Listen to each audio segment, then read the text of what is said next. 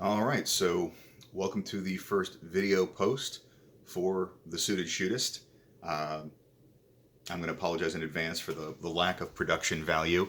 Definitely getting my feet wet on this, and I'm kind of figuring out as I go. So I appreciate any feedback, of course, and thanks for kind of sticking with me on this. Um, Sunday morning, I'm here enjoying my cortado. As silly as it is, I wasn't sure what to wear. So, you know, I figured this was a little bit more on brand, but no, I don't lounge around on a Sunday morning in a Burberry sports coat. So, still working out the kinks. That being said, um, it was suggested that I go and start moving some of my longer form content from written to video, and so I'm playing with this, and I certainly welcome your feedback and your input. So, what I thought would be a good introductory post to this would be talking about a buying process that a lot of people, I suspect, are at least somewhat familiar with already. And the good news is that if you have ever made a retail firearms purchase more than once, then you pretty much already kind of know what you're going to get into if you start buying menswear. And here's what I mean by that. A lot of a lot of these shops on both sides, but when it comes to firearms, when it comes to menswear, really are going to break down into two major categories. The first one is going to be your kind of general purpose, your big box stores. So those are going to be Walmart, Target, Academy, even department stores, Kohl's, Macy's, etc. And anytime you're going in there, you're not expecting any level of expertise. If you're going into Academy or Sports Authority or whatever, and you're looking to purchase either a firearm or ammunition, you kind of have that Ron Swanson moment of if somebody approaches you and they're trying to help, you just look at them and go, "I know more than you." Chances are that's probably the case, especially if you're watching this channel. Um, Anyways, same thing applies if you're going into a department store looking for menswear. Really, the only service that they're offering you is that they have things hanging on the rack that they are willing to accept money and let you take away. Um, there's not going to be a whole lot of guidance offered in those stores, just like you're not going to find a lot of guidance at the gun counter at Walmart. So that brings us to the specialty stores. This is where a lot of people tend to get tripped up when it comes to menswear because for whatever reason, the understanding and the expectation is that you go in and the people there are supposed to be the experts. They're supposed to be well versed enough in all of this to solve whatever problem it is that you're having. And I would just offer this question. How often do you see that level of guidance and advice being given effectively and appropriately over the counter at your local gun shop? Because chances are it's going to be about the same. And what I mean by that is the folks that are there might have a higher level of technical knowledge in terms of the product that they're offering. They will know the ins and the outs a little bit better, but it doesn't necessarily mean that the advice that they're giving is worthwhile. Um, we've all been there when we were, either killing time on a lunch hour or just we're driving past, wanted to poke into a gun shop, and overheard the typical advice of, "Oh, you just need the pump action shotgun," or "Here, you need the lightweight revolver," or go ahead and get a 40 cal because you hit them in the fingernail and it blows their arm off at the elbow. All of the typical kind of tropes and memes that we all like to roll our eyes at. Unfortunately, the level of expertise at your typical menswear shop, and when I say specialty menswear shop, I'm talking about the Joseph A. Banks and the Men's Warehouse kind of stores, because if you're going into a true menswear store where they are doing exclusively either full bespoke custom or a lot of made to measure. It's a different story, and generally there's obviously, with a higher price tag, going to be a much higher level of expertise, as well as a much higher level of service throughout the entire thing. And that's really kind of what it boils down to. Is I've been working in sales for over a decade at this point, and it doesn't matter whether it's retail or anything else, invariably the person doing the selling is going to want to flood the buyer with as much information as possible, because they're trying to cement themselves as the expert, and here's all the things I know, so here's why you should listen to me. And unfortunately, it also tends to come in with, because of that, here are the things that I like, therefore you should like them too, regardless of whether or not it actually solves your problem and whether it's well suited to you or not. Something that I've talked about before is the social fluency aspect of it. I work in a business professional environment, so my operational environment, to use a buzzword, allows me a certain breadth of wardrobe. It is not unusual or inappropriate for me to show up in anything from jeans and a polo shirt to slacks and a sport coat. It would be weird for me to show up in a full suit because of what I do, and it would be inappropriate for me to show up in shorts and a t-shirt, again, because of what I do. Now, a lot of the style blogs and style channels that I've come across, with very limited exception, tend to try and give this broad, sweeping advice to everybody. And obviously, in a one-way format like this, there's nothing I can do to understand the individual needs of a particular viewer. So it's got to be that way. But when I started out, I found, trying some of the style advice that was being offered by these other channels, that it didn't feel right. It felt like I was wearing a costume. It wasn't anything that I was relaxed or comfortable in. It felt, quite literally, it felt like I was wearing a rainbow wig and a clown nose. I felt that ridiculous in it. But I wasn't able to articulate why. And anytime I went into one of these shops, the only feedback I got, if there was any, was going to be, oh, this is going to look great. It's really popular, right? And that popularity does not necessarily mean quality, and it doesn't necessarily mean that it's well suited for you. That's one thing that you really got to wrap your mind around. And I mean, again, I've harped on it a bit. I haven't talked about it recently, but there's a gentleman by the name of Tanner Guzzi, and he has a fantastic quiz on his website, and he breaks down the style archetypes. And effectively, it boils down into these three categories.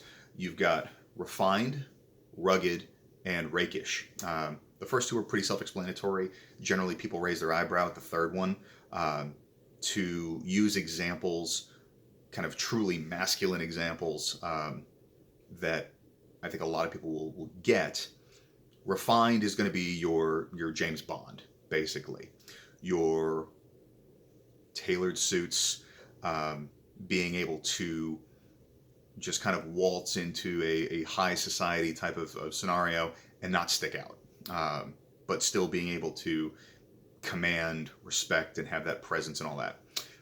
The rugged is going to be your Indiana Jones. So, somebody who is a lot more physically interacting with his world, and that kind of thing. James Bond, you see him in tuxedos most of the time. Indiana Jones, you're seeing him in effectively safari gear. But they're both kind of organic to the character. Rakish is going to be your rock stars. So it's going to be your Keith Richards, or your kind of your Johnny Depp as Captain Jack Sparrow is I guess the most appropriate example. Those are the ones who are kind of the rule breakers. They are the ones that are looking to draw a lot of attention and with a lot of color, a lot of very broad texture, that kind of thing. This seems like it's been a little bit of a ramble, but there's a point to it. Even as high level as this, I don't think you're going to find this real degree of commentary in a menswear store, unless you're talking a high-end menswear store, custom tailor kind of thing. You know, if you go to Savile Row in London, or if you go to the higher-end garment districts in like Hong Kong, yes, you will find people that can talk to this level. But you're definitely not going to find it at kind of most of your off-the-rack type of stores. And so I say that to kind of try and set a baseline of making sure that if you're going into one of these establishments, you want to make sure that your expectations are at the appropriate level. And so just like if you were walking into the local gun shop to make a purchase, and let's say it's not your fifth or sixth firearm, let's say that you don't already have the bucket of shame, the drawer full of failed holster experiments, you know, let's say that you don't necessarily have much in the way of formal training past your state requirements for a carry license. So you yourself haven't necessarily figured out what doesn't work yet. You're trying to still get some outside perspective on it. Just like when you're walking up to the gun counter, if you're walking into one of these menswear stores, it helps to have a couple of questions preloaded that you may already know the answers to, as kind of just a gut check. That way you can feel out whoever it is that you're talking with and see if they're full of shit or not. Because, you know, again, having spent enough time in various areas of sales, unfortunately, a lot of them are just interested in selling you something. Whatever that something is less of a concern. It's not everybody. There are definitely folks out there that still kind of view it as a craft and will make sure that your experience is one that's going to continue bringing you back. But that's definitely the exception these days, more so than it is the rule. And so one of the things that really helps is just kind of doing your own homework a little bit. And it can be exhaustive because there's a lot of information out there. You've got to sift through a lot of trendy crap to find what's really going to jive with you personally. And again, that's something that I'm still kind of having to combat a little bit, is the fact that a lot of folks, especially obviously a lot of folks that are kind of resistant to these ideas that I'm talking about, they're thinking, oh, you know, well, I work in the oil fields, or I'm a welder, whatever else. The only time I ever wear a suit is weddings and funerals and maybe Christmas, Christmas going to church. So what the hell do I need this for? But again, what it really boils down to is understanding what it is that your clothing is communicating. It can be complete social ignorance, in which case you're going to stick out like a sore thumb and look like you don't belong, in which case you're probably not going to be treated as well in that environment as you would like. Or you can use it to your advantage. Case in point, a couple weeks back, I had made an Instagram post. A friend of mine who is a custom tailor was hosting a little bit of a networking function. Being in sales, I spend quite a bit of my time at those. The thing is that I work kind of adjacent to the construction industry. And so I wanted to make sure that the message that I was communicating was appropriate. It's a custom tailors, so most of the people that are going there, if they don't own custom clothing themselves, they have a higher appreciation for wardrobe, and they definitely put a little bit more thought and care into what they're wearing. So that was the kind of tribe. But I obviously can't show up in a Canali suit, because you see somebody in a high-end Italian suit that says they're in construction, and that paints a certain kind of a picture that is not what I'm going for either. So what I'll probably do is I'll link to that post in the comments of this video. You can kind of see what I'm talking about. But what I wound up doing is denim, a chambray work shirt, and a very textured sport coat over top of it with suede chukka boots. Again, it was being able to balance that rugged and that refined, because the atmosphere was a bit more refined. My profession is a little bit more on the rugged side, so it was being able to strike that balance. Hopefully, this is going to serve as kind of a primer and a springboard to being able to branch a little bit more deeply into those topics, because again, this is really just kind of my introduction into this. It's kind of a beta test more than anything else, but the idea being is that I really did want to just touch on the fact that if you've had a retail firearms buying experience, this area of menswear is not going to be as kind of shadowy or unfamiliar as a lot of people think. So it's just really a matter of having the appropriate expectation. Most folks, you're not going to be able to walk into their shop and have them solve all your problems. And if you are going to pay a lot of money for it. So I don't make that kind of money. Most of the folks that I do know don't either. So because of that, we got to kind of find the tips, the tricks, the hacks, the workarounds. We need to figure out how to best exploit our environment and our situations, so that way we're able to dress better with the available resources that we have, and resources in terms of not only our own time and money, but also the available brick and mortar expertise that's within a realistic driving distance from us, and the available inventory in that same radius. So this is going to be the kind of the starting point of that.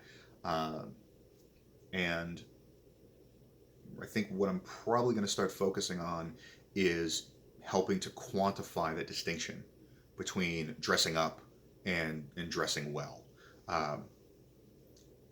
and be able to tie it in to some of the more familiar, I guess, kind of gun-oriented or tactical aspects of what we're looking at. Because once you get into it, there's a surprising amount of parallels.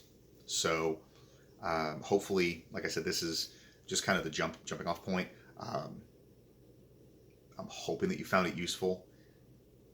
Any feedback, positive or negative, by all means, I'm welcoming it all, because I'm still figuring this out. So let me know what questions you have. Let me know what direction you think you'd like to see this in, and we'll kind of take it from there. Other than that, I'll go ahead and sign off, and I appreciate all the feedback and all the support that I've gotten thus far. Hope you all have a great week.